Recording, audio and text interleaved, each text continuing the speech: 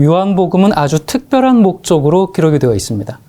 하나님의 아들이신 예수님께서 이 땅에 사람의 아들로 오신 것은 사람의 아들인 우리가 하나님의 아들이 되도록 하기 위해 오셨죠. 그래서 우리가 어떻게 하나님의 아들이 될 수 있는지, 하나님의 자녀가 되는지 그 방법을 다루고 있습니다. 먼저 요한복음의 개요를 잠깐 보면요. 1장에서는 예수님의 첫 제자들이 생겨서 주님을 따르는 장면이 나옵니다.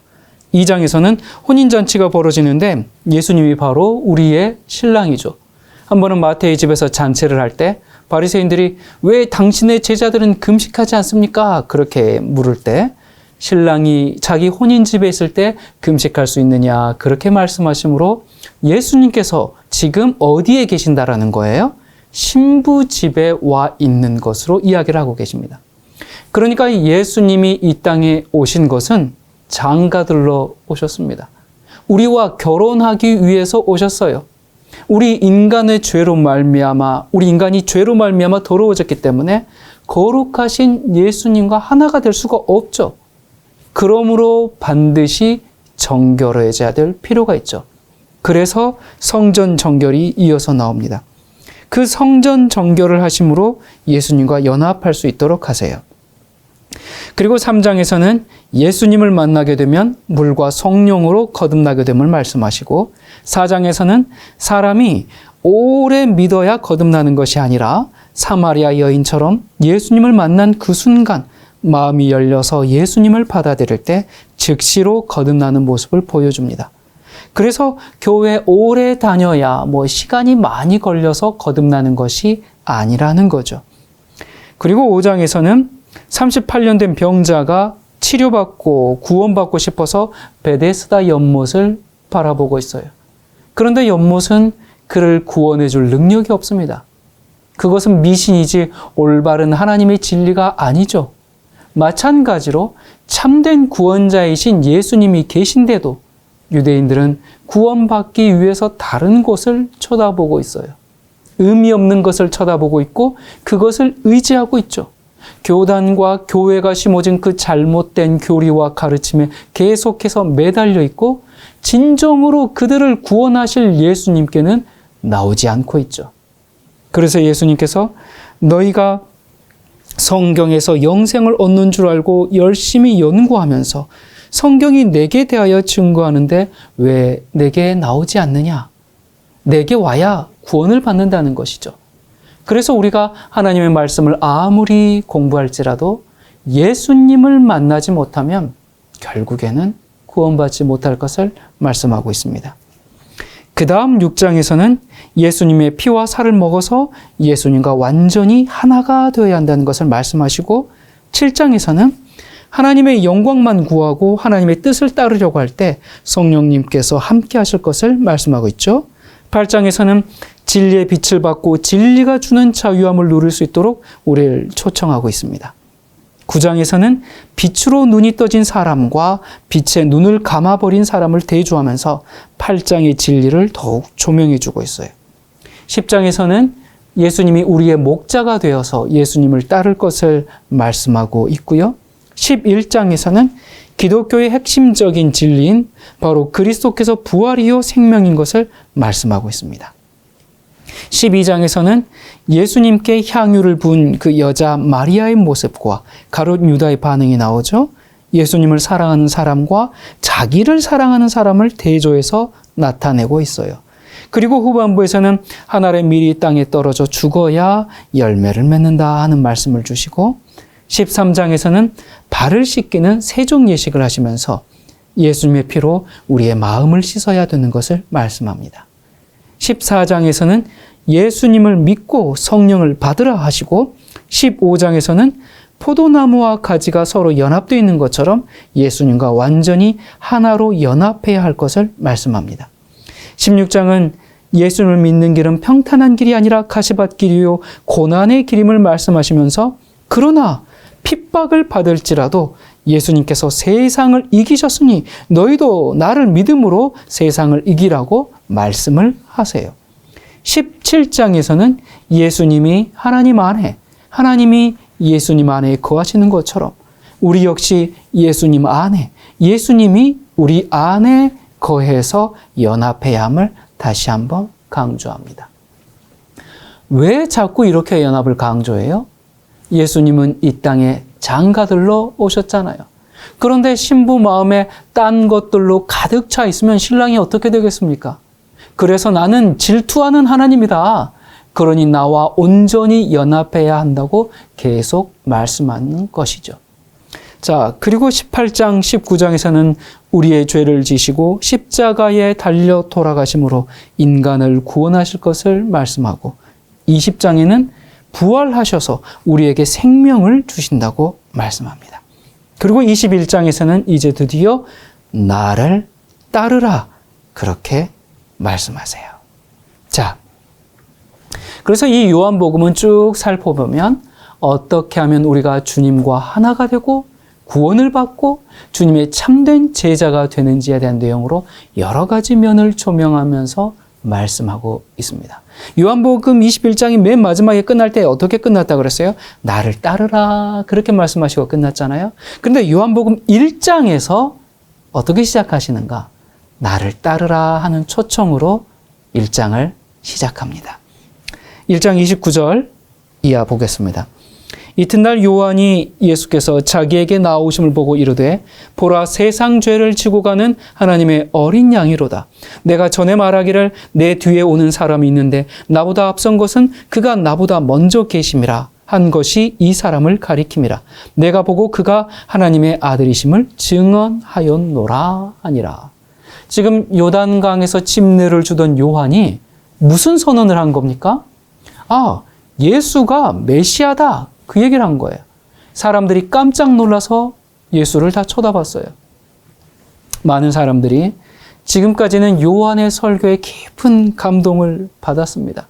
유대 교회를 회복시키기 위해서 하나님께서 보내신 선지자라고 믿었어요. 그런데 그렇게 믿었던 요한이 저기 젊은 예수를 향해서 저 사람은 메시아다, 하나님의 아들이다 그렇게 선언한 겁니다. 한 40여일쯤 전에 예수님이 요한에게 침례를 받았었잖아요. 그때 무슨 일이 있었습니까? 하늘에서 영광의 광채가 내려오고 하늘에서 음성도 들리고 그랬는데 지금 보니까 40일이 이제 40일 금식한 이후란 말이에요. 보니까 삐쩍 말랐어요.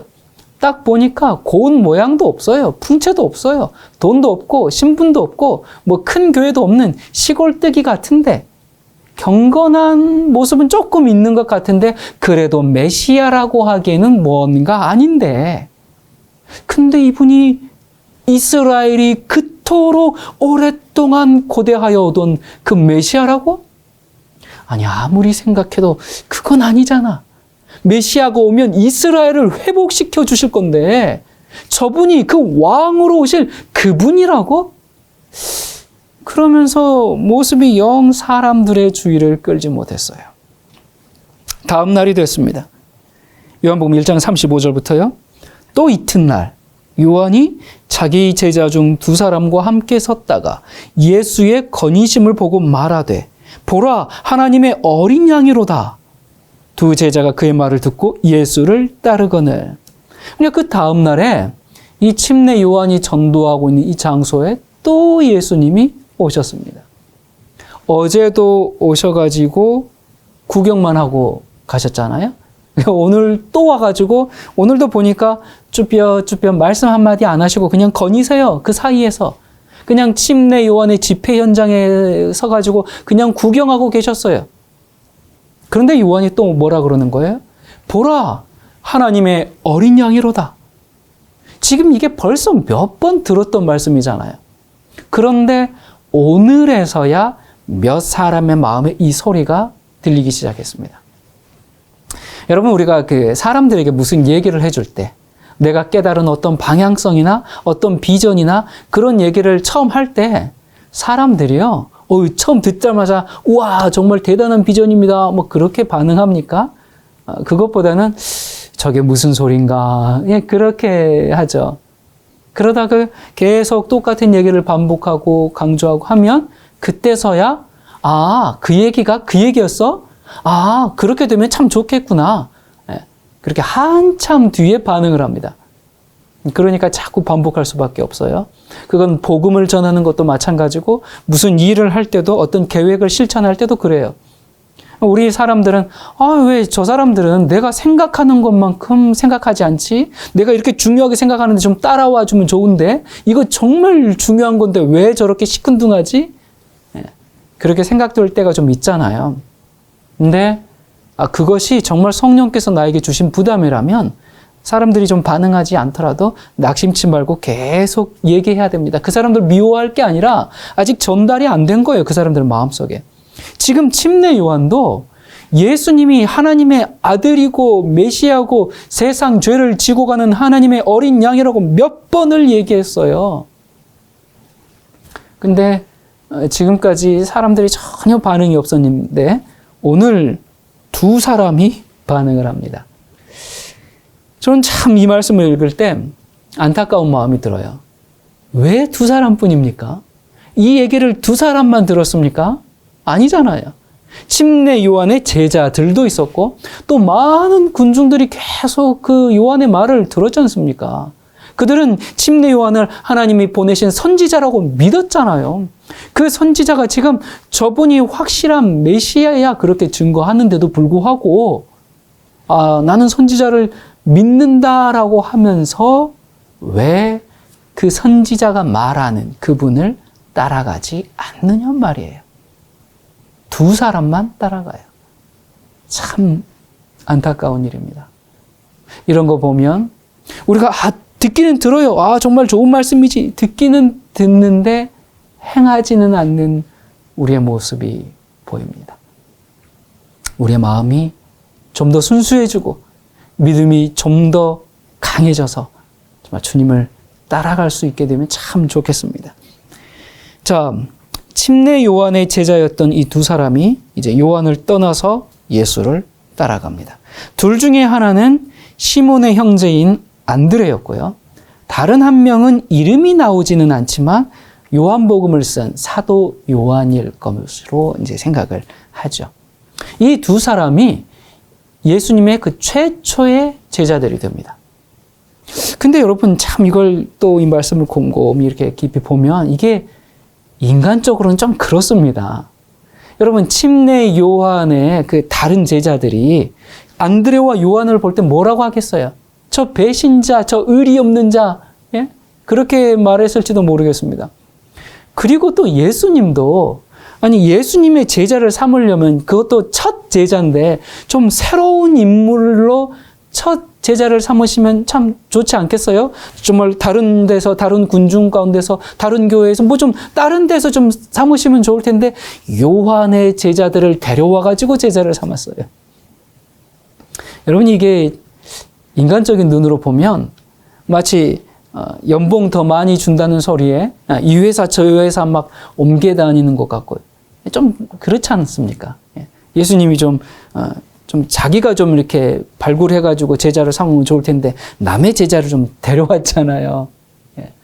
그런데 여러분 진리를 위해서라면 어떠한 비난과 따돌림도 감수하고 선택하고 따라야 하죠. 안드레와 요한이 그 침례 요한의 제자에서 빠져나올 때 많은 비난을 받았을 겁니다. 자기들만 저런다고 이렇게 그런 욕을 먹었을 거예요. 하지만 진리를 위해서라면 따라 나와야 하는 것이죠. 내가 이 교회 다닌 지 오래됐는데 내가 저 교회로 옮기는 것이 바른 일인가? 그런 고민 들 때 진리를 가르치고 전하는 교회라면 무슨 인간적인 서운함이 있어도 그 교회를 섬겨야 돼요. 사람에게 실망했다고 이 교회 저 교회 옮기면 딴 데 가면 그런 일 안 생길 줄 아십니까? 또 반복되죠. 그래서 그건 예수의 능력으로 이겨내야죠. 그런 이유로 교회 옮기면 안 됩니다.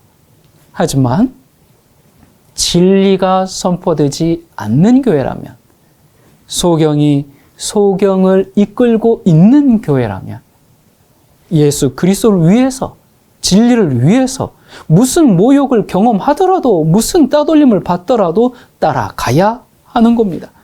이것저것 계속 눈치만 보다가 언제 예수님을 따르겠습니까? 자, 요한복음 1장 38절 예수께서 돌이켜 그 따르는 것을 보시고 물어 이르시되 무엇을 구하느냐 이르되 랍비여 어디 계시오니까 하니 지금 두 사람이 예수님을 따라오고 있는 것을 아셨죠? 지금 첫 제자가 생기는 순간이에요. 예수님 마음이 참 기뻤어요. 하지만 돌아보시면서 뭐라고 물으셔요? 무엇을 구하느냐 그것만 물으셨어요. 너희가 정말 무엇 때문에 나를 쫓아오느냐? 정말 너희가 나를 구주로 믿고 따라오느냐? 아니면 그냥 감정적으로 호기심에 궁금해서 따라오느냐? 지금 그걸 묻는 거예요. 여러분, 우리가 감정을 따라서 신앙할 때가 참 많거든요. 그래서 막 감정이 뜨겁고 막 감정이 올라오면 믿음이 좋은 것 같고요. 무슨 일이든 할 것 같고요.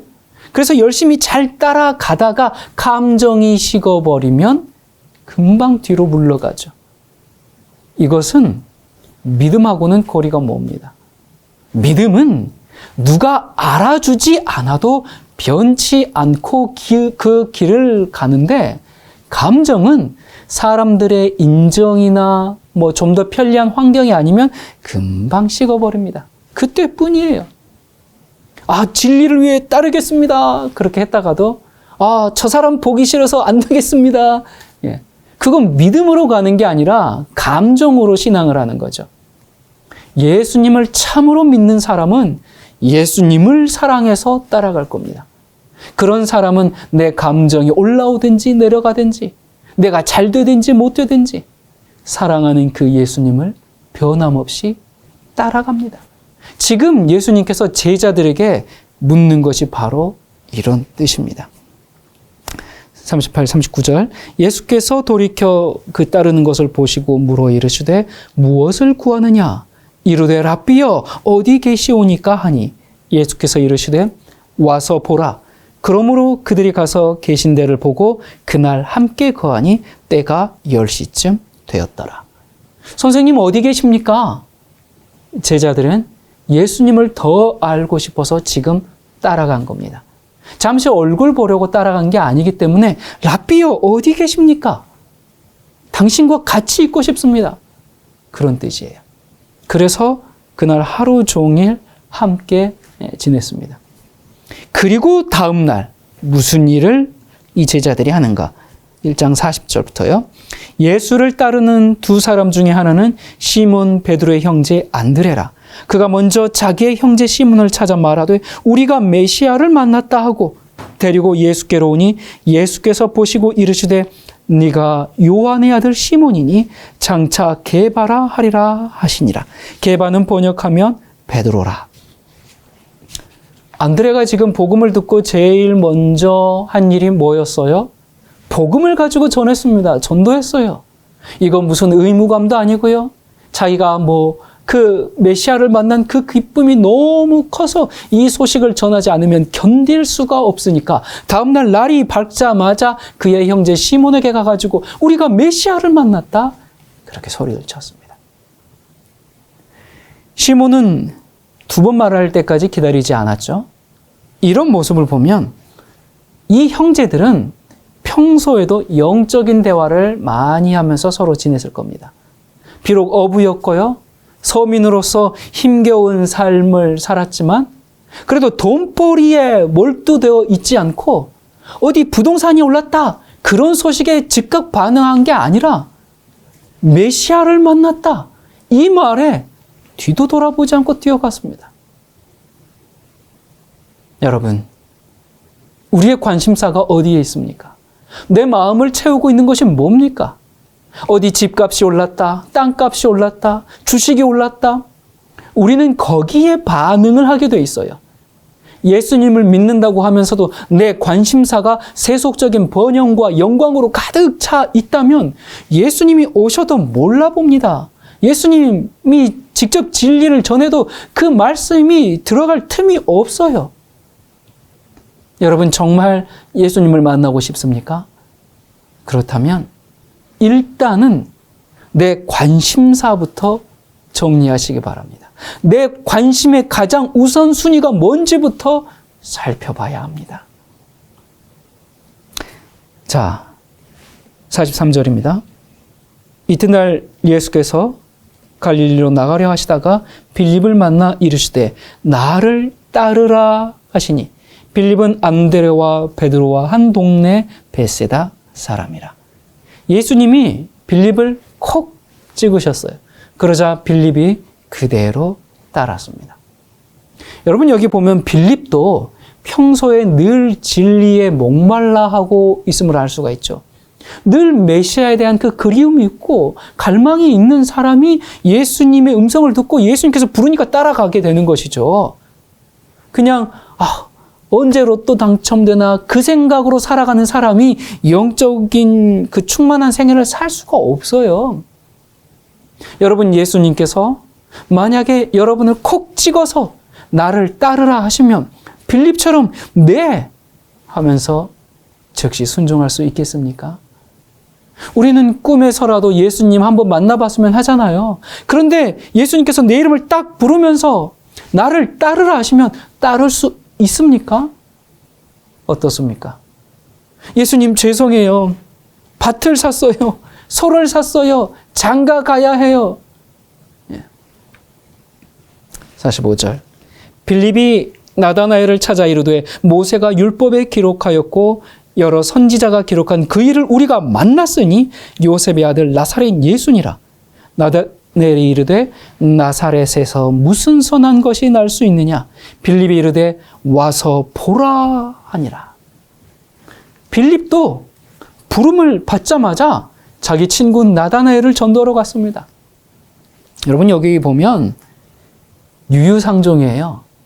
주변에 영적인 사람이 있으면 이렇게 복을 받습니다. 주변에 재테크에 밝은 사람이 있으면 돈을 벌 것이고 공부 잘하는 사람들이 있으면 좋은 성적을 얻을 것이지만 영적인 사람 있으면 구원의 길을 찾게 됩니다. 여러분, 내가 어울리는 사람들 어떤 사람들입니까? 영적인 것을 좋아하고 영적인 이야기하기를 좋아하고 그런 사람들입니까? 나는 영적인 교회에 다니고 있습니까? 영적인 교회에 다니고 있으면 예수님을 만날 것이고 세속적인 교회에 다니고 있으면 진리를 들어도 듣지 못할 것이고 보아도 알아보지 못할 거예요. 나다나엘은 당시 교회 형편에 굉장히 답답했어요. 또 참된 진리를 갈망했어요. 그런데 예수님을 보고는 조금 실망을 했습니다. 침례 요한이 예수를 하나님의 아들이라 그렇게 하는데 근데 그렇게 믿기에는 좀 아닌 것 같고 그렇다고 침례 요한이 실없는 얘기를 하지는 않았을 텐데 하면서 마음속에 좀 갈등이 많았어요. 그렇게 무화과 나무 아래서 고민하는 중에 빌립이었습니다. 나다나엘이 한번 튕기죠. 나사렛에서 무슨 선한 게 날 수 있겠어? 그러자 빌립이 막 뭘 설명하려고 애를 쓰지 않고 그냥 한번 가보자 그렇게 권하죠. 나다나엘이 의심 반 기대 반 그런 마음으로 따라갔습니다. 빌립이 나다나엘을 데리고 예수님께 오는데 예수님께서 나다나엘을 보니까 참 마음이 기뻐요. 그래서 이렇게 말씀하십니다. 47절. 예수께서 나다나엘이 자기에게 오는 것을 보시고 그를 가리켜 이르시되 보라, 이는 참으로 이스라엘 사람이라. 그 속에 간사한 것이 없도다. 네, 여러분, 참 우리가 예수님께서 나를 봤을 때 이렇게 말씀하실 수 있다면 얼마나 좋을까요? 나를 보시면서 보라, 참 이스라엘 사람이다. 그 속에 간사한 게 없도다. 네, 이런 얘기를 참 들으면 좋겠죠. 48절. 나다나엘이 이르되 어떻게 나를 아시나이까? 예수께서 대답하여 이르시되 빌립이 너를 부르기 전에 내가 무화과 나무 아래에 있을 때 보았노라.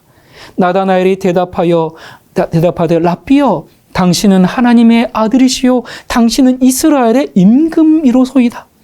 예수께서 대답하여 이르시되 내가 너를 무화과 나무 아래에서 보았다므로 믿느냐? 이보다 더 큰 일을 보리라. 또 이르시되 진실로 진실로 너희에게 이르노니 하늘이 열리고 하나님의 사자들이 인자 위에 오르락 내리락 하는 것을 보리라 하시니라. 자, 이렇게 해서 예수님께 5 제자들이 생겼습니다. 여기 있는 말씀들을 보니까 지금 예수님께 나온 사람들이 다 어느 동네 사람들이에요?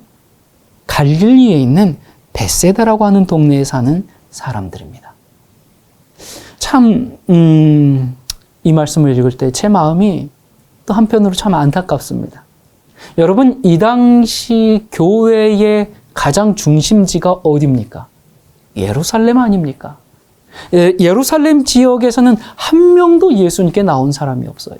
전부 다 갈릴리 지역, 저기 정말 유대 사람들이 멸시하는 그런 지역입니다.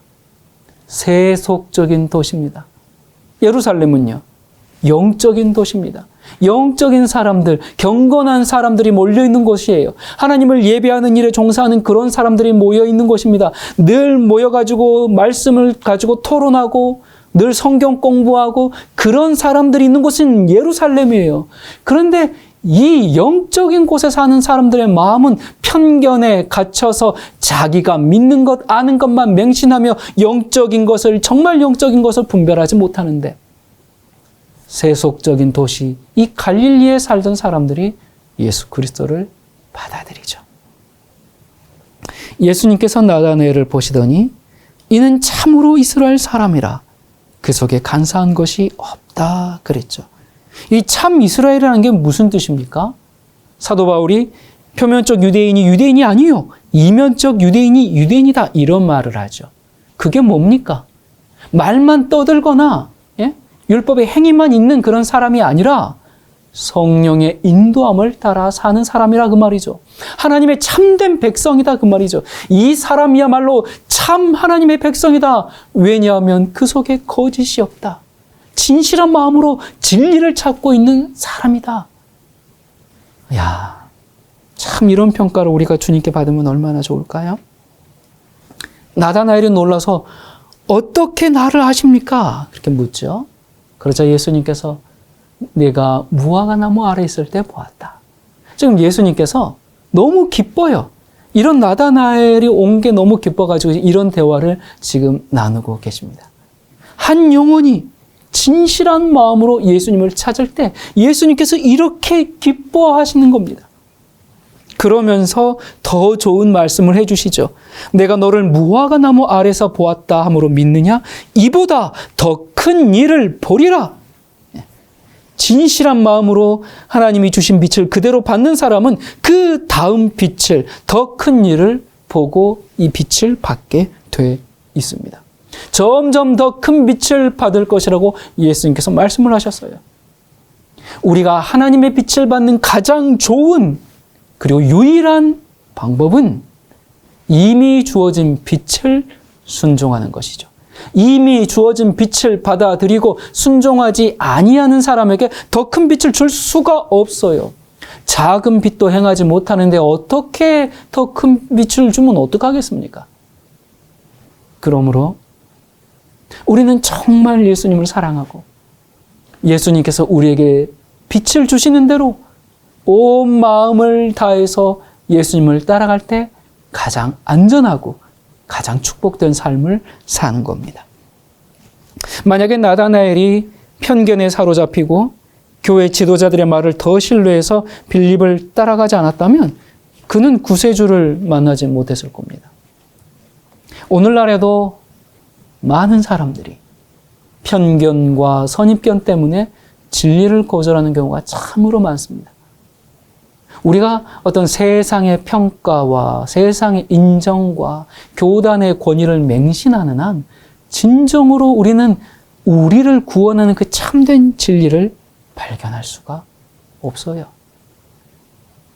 제가 참 안타까운 것은 저희 교회에 홀로 신앙하는 분들이 좀 있습니다. 어느 날 아내가 진리를 발견했어요.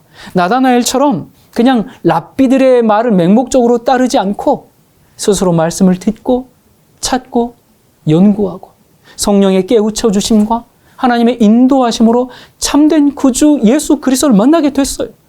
나다나엘처럼 무화과 나무 아래서 간절한 마음으로 기도하던 나를 주님께서 보시고 진리로 인도해 주셨어. 이젠 어떻게 살아야 할지 깨닫게 해 주셨어. 그래서 저희 예사랑 교회를 다니려고 하면 무슨 일이 벌어집니까? 사탄이 광분을 하면서 가족들을 부추깁니다. 이단에 빠졌다면서 이혼을 요구합니다. 아니 도대체 한 게 뭐가 있다고? 재산을 팔아 갖다 바치기를 했어요. 뭐 교회에 빠져가지고 매일 거기서 살기를 합니까? 그저 일주일에 한 번 그 교회를 가겠다고 하는데도 그걸 가만두지를 않습니다. 참 이상하죠?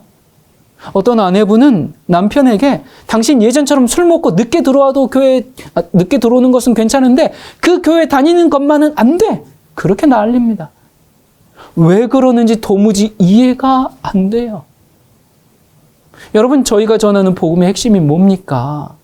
참된 복음의 삶을 내 인생 속에서 그 가정에서부터 살라고 가르치잖아요.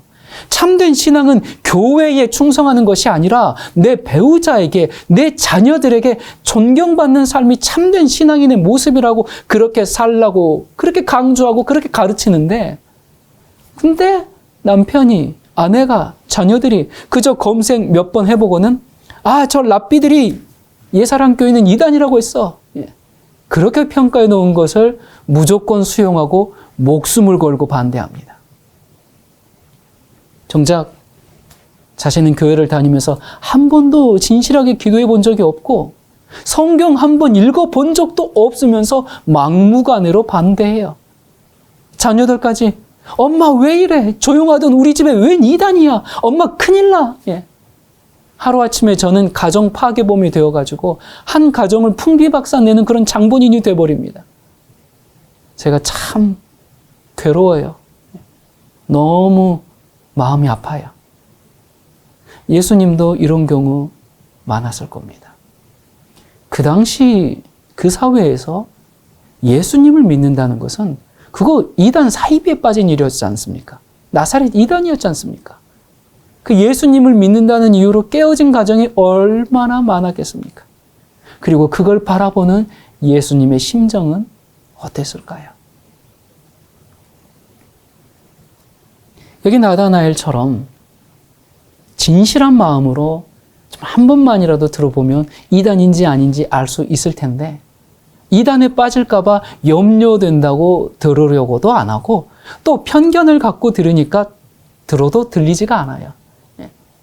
그런 편견과 선입견을 가지고 진리를 거절할 뿐만 아니라 진리를 따르려고 하는 사람을 얼마나 괴롭힙니까?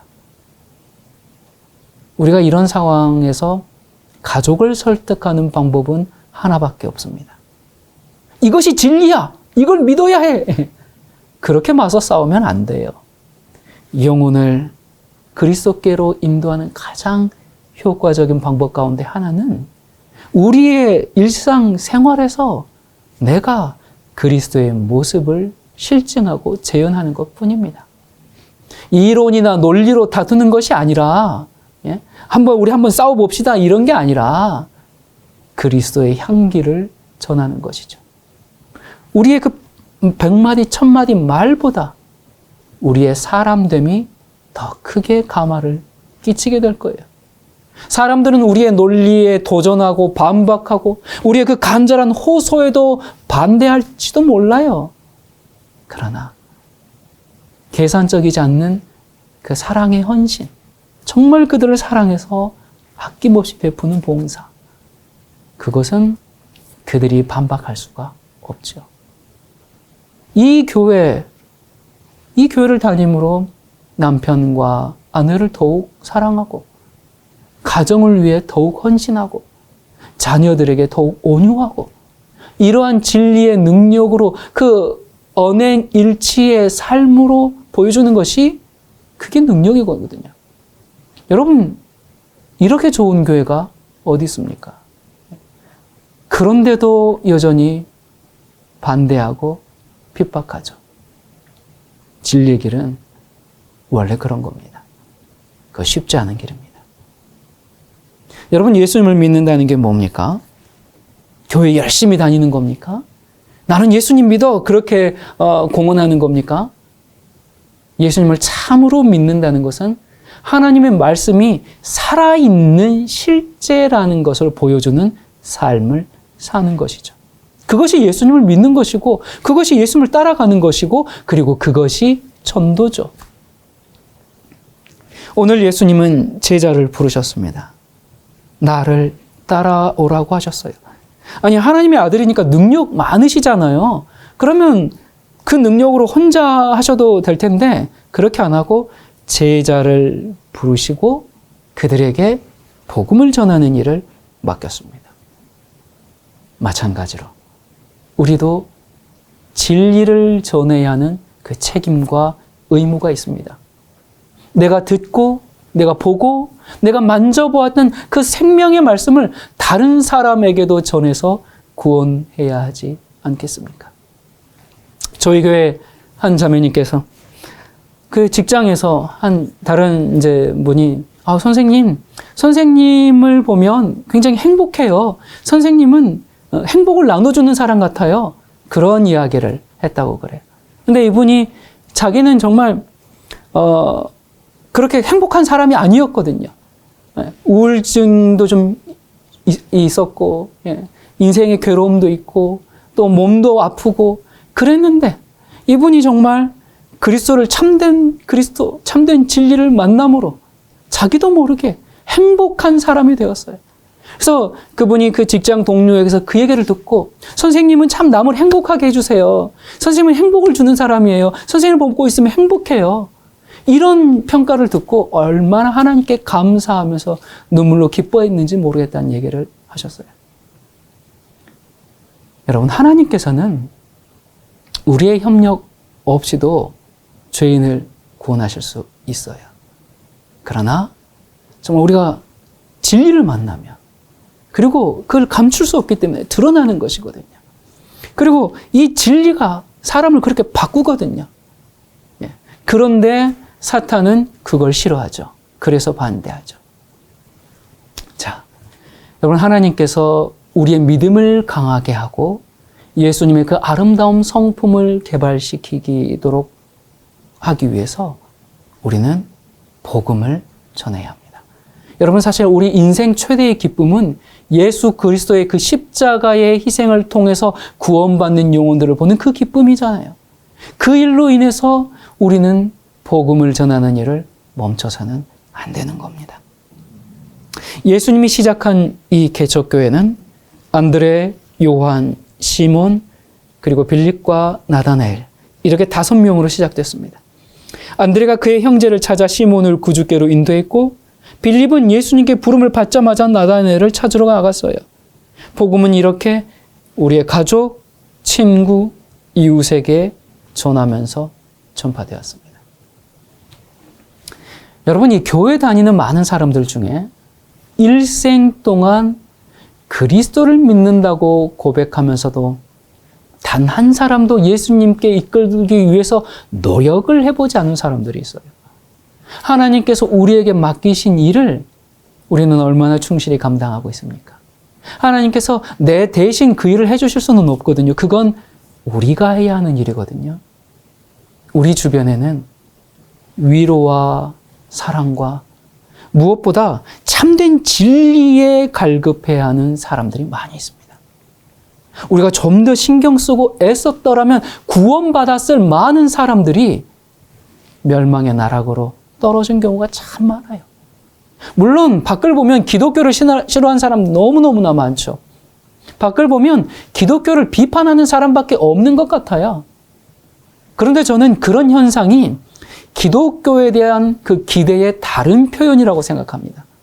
사랑의 반대말이 무관심이라면 이 반기독교적 정서는 이 기독교에 대한 세상의 관심이 아직도 살아있다는 거 아닐까요? 너희 기독교는 그러면 안 되잖아. 원래 그렇지 않았잖아. 정말 제대로 할 수 없겠니? 그런 실망과 기대가 아닐까요? 그래서 우리는 진짜 그리스도인의 모습을 가지고 그들을 구원해야 합니다. 모든 사람은 진실과 진리를 추구합니다. 따라서 어쩌면 많은 사람들이 참 그리스도인이 전해주는 그 전도를 받기 위해서 기다리고 있는지도 모릅니다. 인간은 존엄하기 때문에 동물도 아니고 로봇도 아닌 참 진리를 갈망하는 영적 존재이기 때문에 세상이 아무리 타락하고 과학이 아무리 발전해도 영혼의 허전함은 하나님밖에 채울 수 없기 때문에 그들은 스스로 인식하지 못할지라도 내면의 깊은 곳에서는 참된 진리를 갈구하고 있다고 저는 믿어요. 그래서 우리가 생활하는 바로 그 가정과 이웃과 직장과 도시에서 우리는 그리스도의 선교사로 예수님의 사랑을 전하는 성도로서 해야 할 일이 있습니다. 빌립은 나다나엘에게 와 보라 그랬죠. 뭐 이런저런 설명하지 않았어요. 그냥 와서 봐라, 들어봐라, 스스로 보고 판단해봐라. 그가 한 전부였어요. 우리도 그렇게는 할 수 있지 않습니까? 우리가 만일 그리스도인이라면 복음을 전하는 이 일은 우리의 기쁨이 될 것입니다. 어떠한 죄인이든지 회개하면 즉시로 예수님이 나의 귀중한 친구가 된다는 이 사실을 남에게 알려주고 싶은 욕망이 마음속에 생겨요. 이 소중한 진리를 마음속에 그냥 가둬놓을 수가 없죠. 그래서 예수님을 사랑하는 모든 사람은 빛의 통로가 될 겁니다. 다른 사람에게 빛을 주려고 하는 사람은 자기 자신이 축복을 받죠.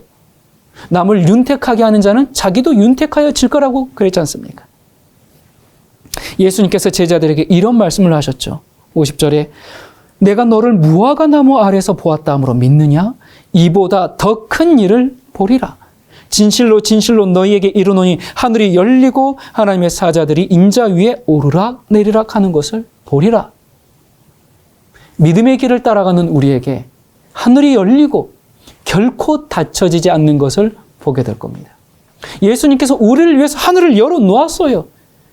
천사들은 정말 애통하는 마음으로 간절한 마음으로 성도들의 기도를 하늘에 계신 하나님 아버지께 가지고 올라가고 우리에게 축복과 소망과 용기와 도움과 생명을 가지고 내려오고 고통당하는 사람, 궁핍한 사람, 곤고한 사람을 위해 하나님께서는 오늘도 일하고 계세요. 예수님은 제자를 오늘 부르셨습니다. 나를 따라오라고 하셨어요. 예수님을 따르는 제자에게 하늘이 열릴 것이라고 약속하셨습니다. 그리고 오늘 다시 한번 제자를 부르십니다. 더 큰 일을 보리라. 이 변치 않는 약속이 우리의 것으로 실현되기를 간절히 소망합니다. 기도하겠습니다. 우리와 함께 하시는 하나님 아버지, 예수님이 우리를 부르실 때 계산하지 않고 따르고 싶습니다. 그 길이 비록 험한 길, 가시밭길이라도 따라가길 원하오니 우리에게 믿음을 허락하여 주시옵소서. 무엇보다 우리 삶의 모습에서 하나님을 발견할 수 있도록 도와주시옵소서. 내 삶의 모습을 보고 하나님을 믿을 수 있는 축복의 통로가 되게 해 주시옵소서. 하나님, 우리는 연약합니다. 주님의 도우심이 없으면 우리는 한 걸음도 내디딜 수가 없습니다. 우리의 삶 속에 주의 크신 능력이 늘 함께하여 주시옵소서. 다시 오실 예수 그리스도 이름으로 간절히 기도드립니다. 아멘.